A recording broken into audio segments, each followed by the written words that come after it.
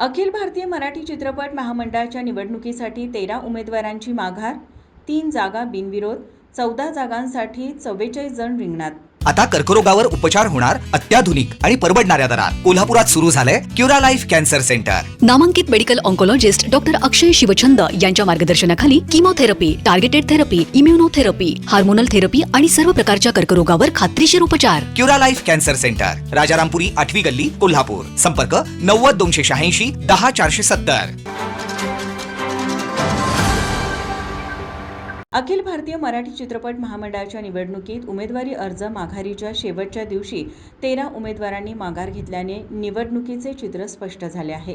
17 पैकी 3 जागांवर बिनविरोध निवड निश्चित मानली जात असून उर्वरित 14 जागांसाठी आता 44 उमेदवार निवडणुकीच्या मैदानात कायम आहेत.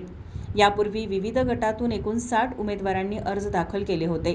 मात्र काही गटांमध्ये एकमेव अर्ज शिल्लक राहिल्याने बिनविरोध निवडीचा मार्ग मोकळा झाला आहे.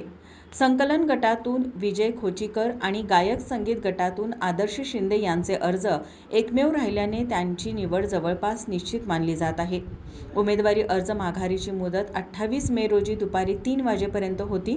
विविध गटात बिनविरोध निवडीसाठी प्रयत्न करण्यात आले होते. त्यापैकी 3 गटामध्ये यश आले असून उर्वरित गटात थेट निवडणूक होणार आहे. दरम्यान कला दिग्दर्शक गटातून अमर मोरे, छायाचित्रण गटातून बाबा लाड, निर्माता अभिनेता गटातून अकाराम पाटील, कामगार गटातून बाळकृष्ण बारामती, निर्माता गटातून गणेश शिंदे, अभिनेता गटातून धर्मेंद्र यादव, अर्जुन नलवडे, महादेव साळुंखे, सुभाष गुंदेशा, प्रतीप कोतमिरे, श्याम लोंढे तसेच अभिनेत्री गटातून नीलम शिर्के यांनी उमेदवारी अर्ज मागे घेतले आहेत.